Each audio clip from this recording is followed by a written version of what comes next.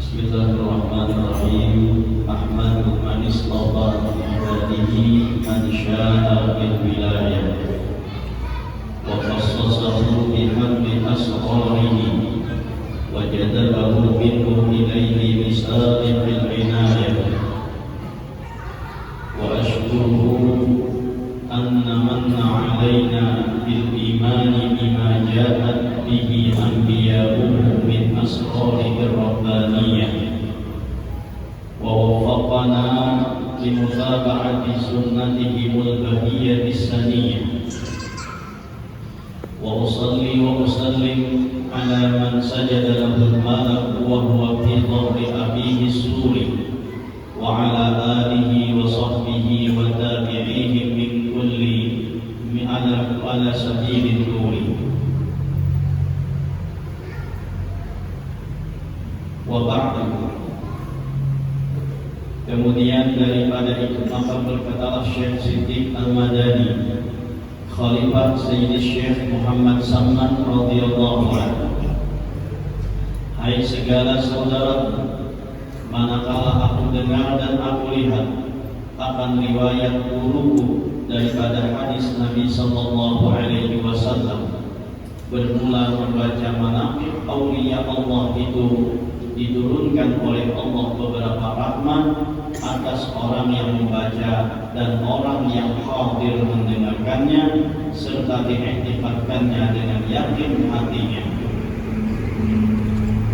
Dan aku lihat pula beberapa murid yang dahulu itu mengarang ia akan manaqib gurunya serta dibacanya pada tiap-tiap tahun sekali, yaitu pada hari ketika wafatnya, serta membaca Quran dan tahlil dan bersedekah mana sekuasanya, tetapi hendaklah bersama-sama dengan orang banyak.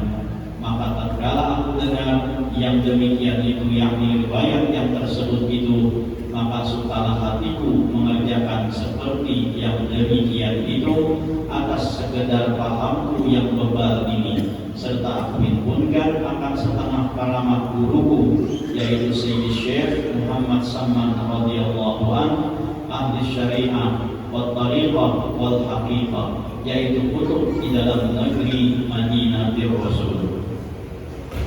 Barang siapa yang berkehendak ziarah akan kubur Rasul sallallahu alaihi wasallam padahal tiada minta izin kepadanya, niscaya adalah ziarahnya itu sia-sia jikalau sah pada zahirnya sekalipun. Ini perlu kita garis bawahi di saat beliau masih hidup. Di saat beliau masih hidup, Syekh Samman ini masih hidup, ada orang-orang berziarah ke makam Rasul, tapi karena minta izin kepada beliau, maka dianggap ziarahnya itu tidak sah, walaupun pada lahirnya dianggap sah. Dan adalah tabiatnya radhiyallahu anhu itu kasih sayang kepada orang yang ghalibul ilm, itu orang yang menuntut ilmu, dan kepada orang yang alim-alim dan orang yang soleh-soleh, dan kepada segala orang-orang fakir dan miskin, dan lagi pula suka ia berkhidmat kepada segala orang yang datang ziarah ke kubur Rasulullah sallallahu alaihi wasallam, daripada orang yang alim-alim dan orang yang soleh-soleh, dan daripada segala orang yang awam dan khawas. Dan tabiatnya radhiyallahu anhu itu ketika masa kecilnya hingga sampai had mursyidnya, itu sampai menjadi guru mursyidnya, dan lagi pula ia sangat memuliakan akan ibu bapaknya. Lagi pula mengamalkan musyahadatul wujud dan muraqabah dan ibadah hingga meninggalkan daripada adat dan melawani ia akan nafsunya hingga daripada yang halal sekalipun. Jadi tabiat beliau mulai lagi halus, yaitu memuliakan kedua orang tua, dan itu adalah sesuatu yang lazim dan pasti. Cari aja di mana ada wali, nah pasti mereka itu berbakti kepada kedua orang tuanya. Beliau juga mengamalkan musyahadatul wujud. Apa musyahadatul wujud itu? Melihat sesuatu yang nampak ini, lalu sampai batin itu kepada Allah Subhanahu wa Ta'ala. Itu namanya musyahadatul wujud. Memusyahadakan, menampakkan apa yang ada ini. Kalau timbul akhirnya yang ada itu hanya Allah Subhanahu wa Ta'ala. Itu namanya musyahadatul wujud. Ini nampak yang dilihat, ini ada terdinding kepada Allah Subhanahu wa Ta'ala. Ini yang dilihatnya ini, semuanya itu asetnya Allah Subhanahu wa Ta'ala. Dunia ini, alam semesta ini merupakan mazhar, penampakan daripada Allah Subhanahu wa Ta'ala. Seandainya Allah ada penampak dengan nampak yang diciptakannya, maka kita akan tahu menyaksikan wujudnya Allah Subhanahu wa Ta'ala tersebut. Kita tidak akan bisa melihat wujudnya Allah, nah tapi kita bisa melihat penampakan dari wujudnya Allah Subhanahu wa Ta'ala tersebut dengan diciptakannya berbagai macam alam makhluk dan alam segala isinya. Itu merupakan penampakan agar menunjuk kepada Allah yang Maha Wujud. Nah kita kayak itu ada juga melihat apapun yang kita lihat, melihat langit, melihat jarak bumi, melihat lautan, melihat segala macam yang kita lihat di dunia ini, sampai kepada batin kita kepada Allah. Bila yang ada sampai, berarti kita masih terhindar, berarti kita masih terhijab. Nah makanya dengan hijab tersebut kita kada bisa sampai kepada Allah Subhanahu wa Ta'ala. Itu namanya musyahadatul wujud. Menyaksikan apa yang ada kita, menunjukkan kepada orang yang maha ada. Menyaksikan apa yang ada dan menunjukkan kepada orang yang maha mengadakan. Melihat yang ada, batinnya sampai kepada orang yang mengadakan. Itu namanya musyahadatul wujud. Rancak-rancak ya kita lihat Allahnya itu latihannya. Ya, rancak-rancak latihan melatih hati kita ini. Apa yang kita lihat, lalu kita ingat kepada orang yang menciptakannya tersebut. Nah, itu namanya musyahadatul wujud, menyaksikan yang adanya. Dan muraqabah, nama pulang muraqabahnya, ya kan? Muraqabah itu sebaliknya, rasa kita dilihati oleh Allah Subhanahu wa Ta'ala, itu namanya muraqabah. Nah kalau musyahadatul wujud tadi, itu namanya ya musyahadah. Kalau kita merasa ditinggawi, dilihati, diperhatikan oleh Allah, itu namanya muraqabah. Asal kata muraqabah itu diintai. Nah ini pun perasaan kayak ini akan menjadikan orang tersebut bisa dekat kepada Allah, karena ini kata wali berbuat maksiat dengan sebab apa? Dengan sebab rasa dilihati. Marilah Dijauh-jauh. Bila ingat takut situ ada CCTV, rasa dilarang, tak ada lagi yang ambil. Ya kan? Rasa dilihat, rasa ditinggawi, namun kita merasakan keadaan kita itu selalu diintai oleh Allah Subhanahu wa Ta'ala. Wanita kita berbuat maksiat. Jangan di hadapan orang lain dalam keadaan surangan saja tuh ada wani berbuat maksiat itu nampak rasa diintai, rasa ditinggawi oleh Allah Subhanahu wa Ta'ala. Nah, sehingga dengan musyahadah ini selalu mendekatkan diri kepada Allah lalu bisa mencapai makam kawalian tadi. Di musyahadah ataupun muraqabah ini adalah jalan untuk mendekatkan diri kepada Allah Subhanahu wa Ta'ala. Merasa dilihat itu kita ada wali buat maksiat. Jangan itu dahulu makan berhadapan lawan min Tuhan. Rasa ditinggawi oleh min Tuhan.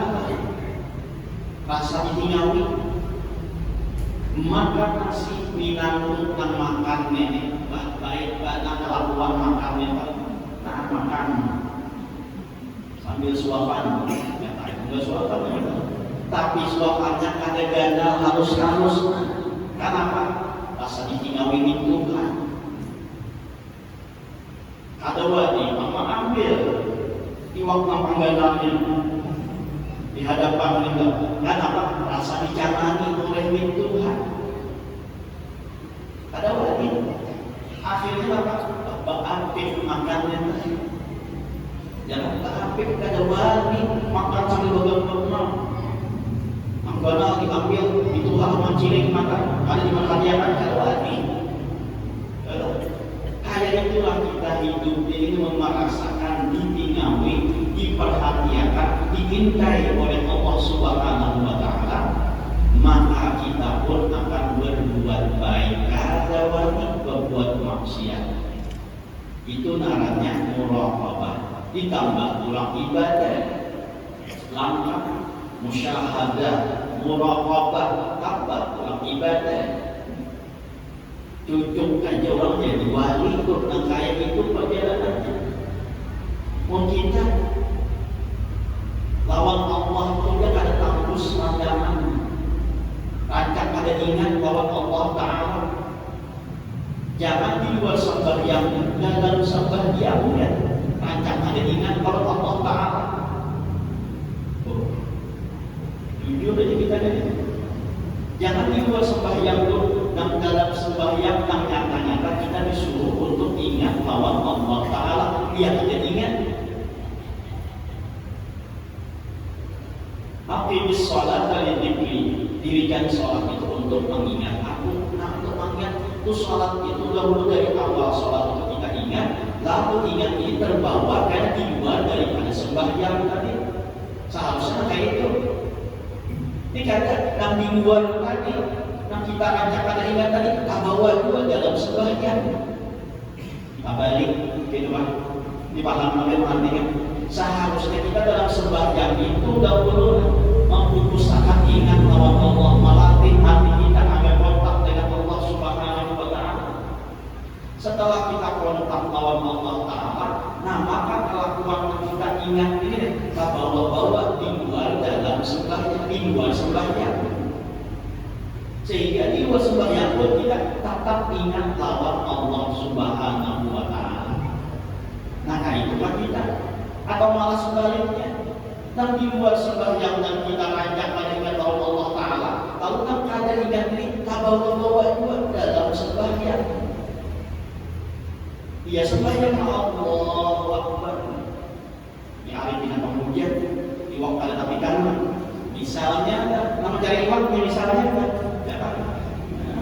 Atau sembahyang itu nanti luar sembahyang kita masuk dalam sembahyang, balik pulang balik sadar dibalik sudah ya kan, mungkin kembalikan angin jadinya dibalik pulang dalam sembahyang pulang paling kadanya harus ingat kepada Allah Subhanahu wa Ta'ala. latih terus latih-latihnya nah ibadah karena bisa bawa-bawa di luar daripada sembahyang.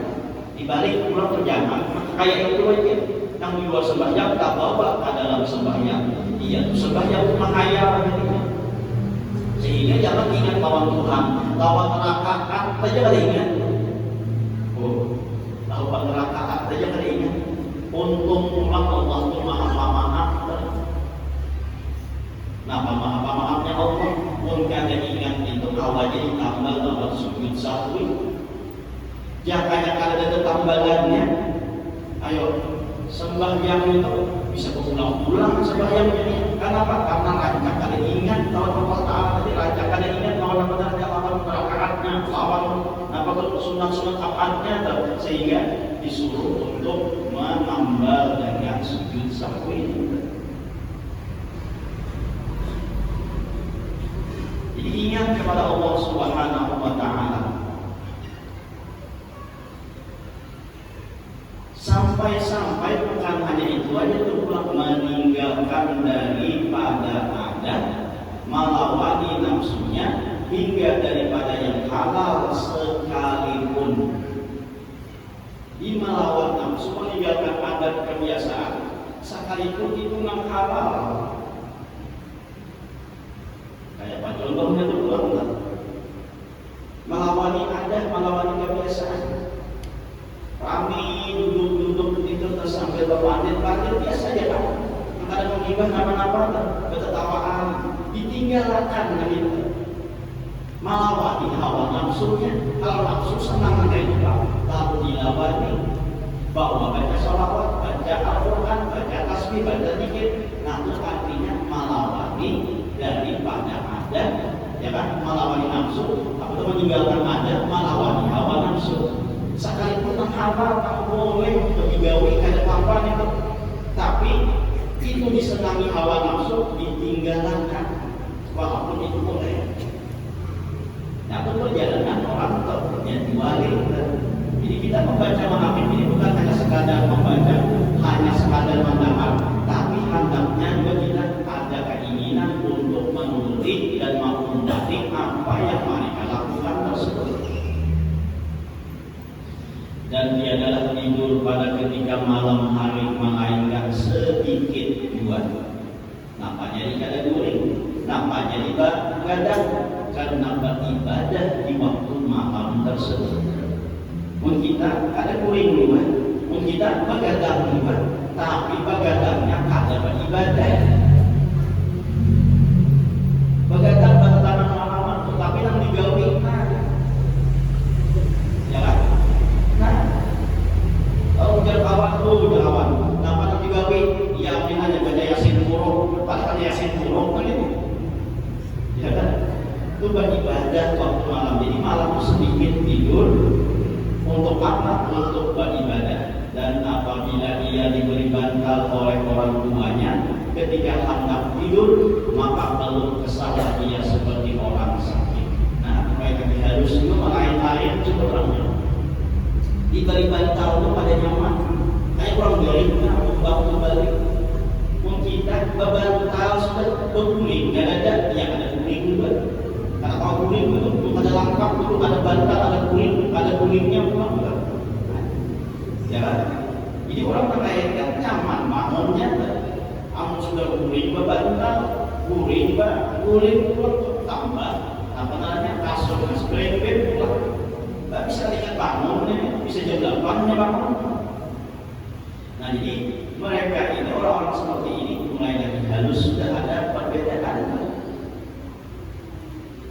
Apabila dekat sahur maka ia bangun daripada tidurnya, lalu ia ratib sahur, kemudian daripada itu lalu ia sembahyang subuh berjamaah dengan orang banyak, lalu pula ratib sahur, artinya bacaan wirid dan segala macam itu disebut dengan ratib sahur, ratib subuh hingga terbit matahari. Manakala terbit matahari kira-kira segala, kita segala itu apa sepanjang, ya kan?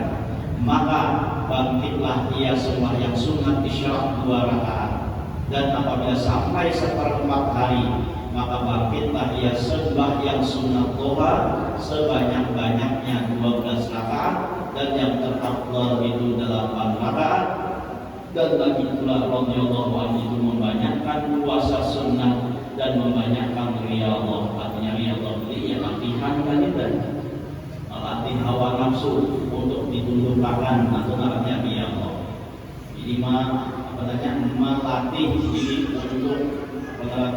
untuk melaksanakan sembahyang, melaksanakan zikir. Itu namanya latihan juga kan.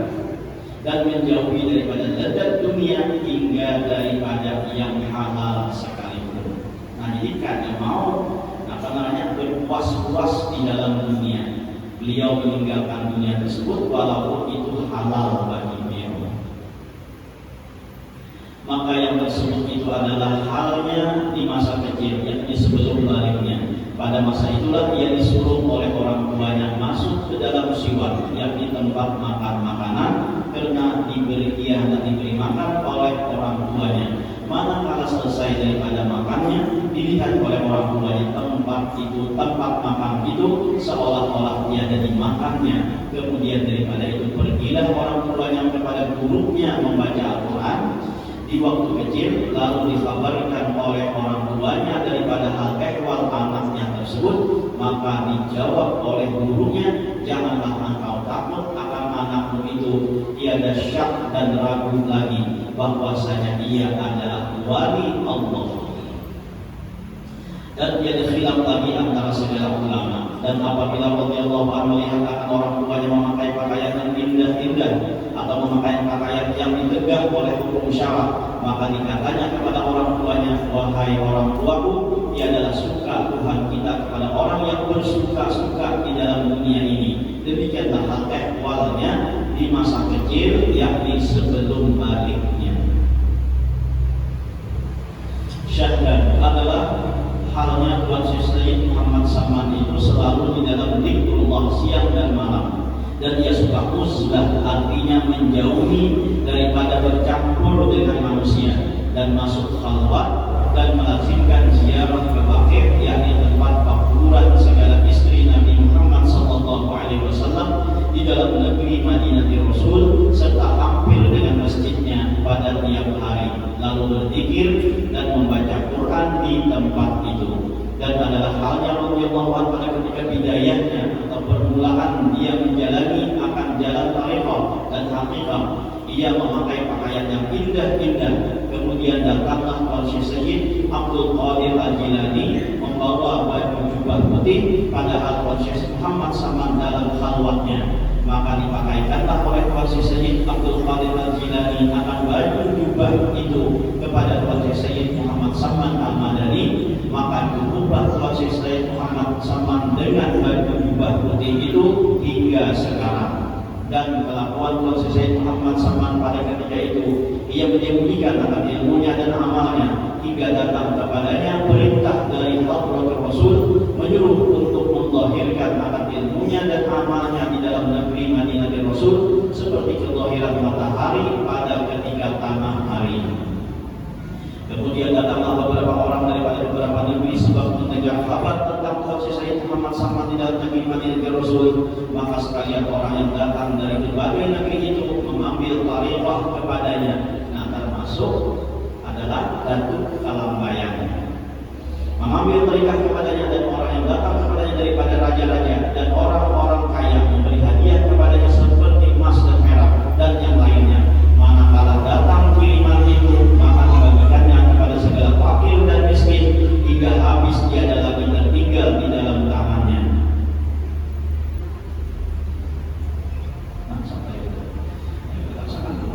Dan setengah daripada perkataan Syekh Muhammad Saman radhiyallahu anhu, bukan yang bernama guru itu mengharasi muridnya mengajarkan ibadah, tetapi adalah yang bernama guru itu menaikkan muridnya daripada satu martabat kepada martabat yang lainnya. Ini yang disebut dengan guru mursyid. Jadi guru mursyid itu ada lagi mengharasi muridnya untuk beribadah, tapi membimbing untuk naik dari satu martabat kepada martabat yang lainnya.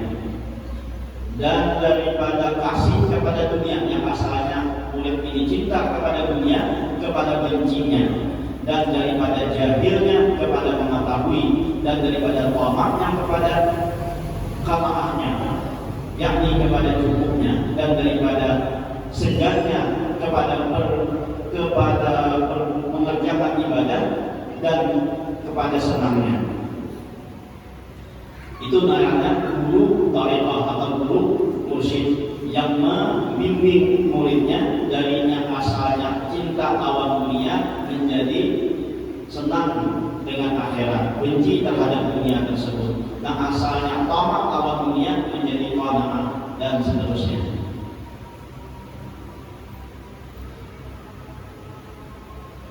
Dan setengah daripada perkataan Syekh Muhammad Saman adalah perkataan buku ini seperti perkataan Syekh Abdul Qadir Al-Jilani. Barang siapa yang menyeru akan aku ya Saman, ya Saman, ya Saman 3 kali ketika mendapat kesusahan dunia atau kesusahan akhirat, niscaya hadirlah aku serta aku tolongi akan dia. Nah, jadi kita dalamnya itu minta wasilah, bukan minta minta keyakinan bahwa beliau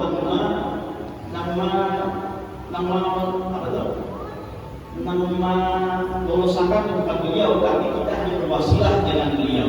Jadi beliau yang memintakan kepada Allah Subhanahu wa Ta'ala, sehingga terlepas dari apa yang kesukaran tersebut. Jadi bukan hati kita bergantung kepada beliau, tetap hati kita kepada Allah, dan namun wasilah atau perantara beliau.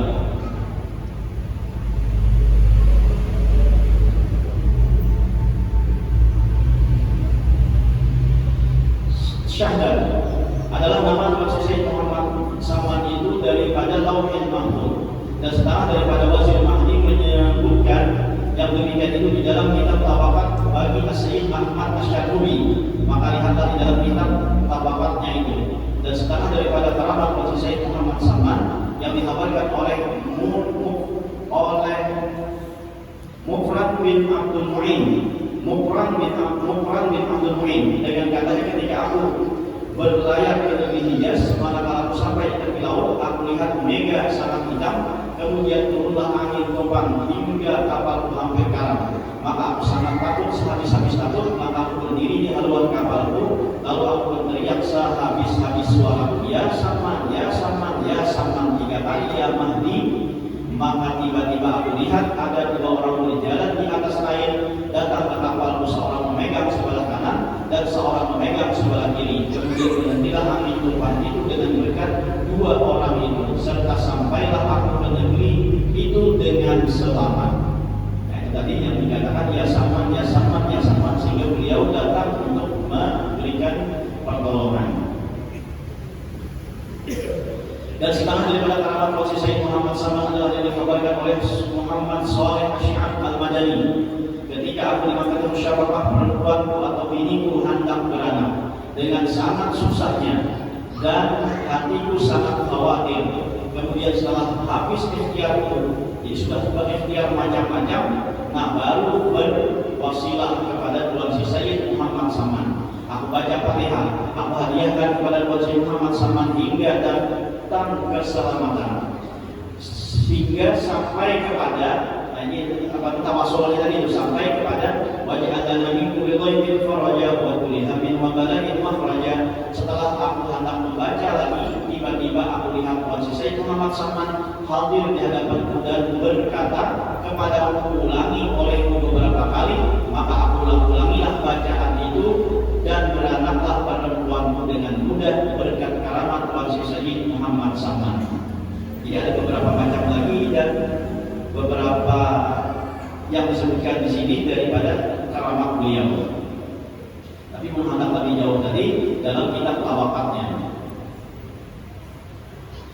Dan lagi setengah daripada karamat Tuan Syekh Muhammad Saman itu, jika ada hajat kita, hajat dunia ataupun hajat akhirat, mendapat kesukaran, maka tawajuh hati kita, berhadap hati kita kepada Allah, jadi kepada Allah Subhanahu wa Ta'ala, serta kita baca tawasul dengan keramat Tuan Syekh Muhammad Saman, niscaya jadi mudahlah serta segera mujarab. Artinya mujarab ini sudah teruji.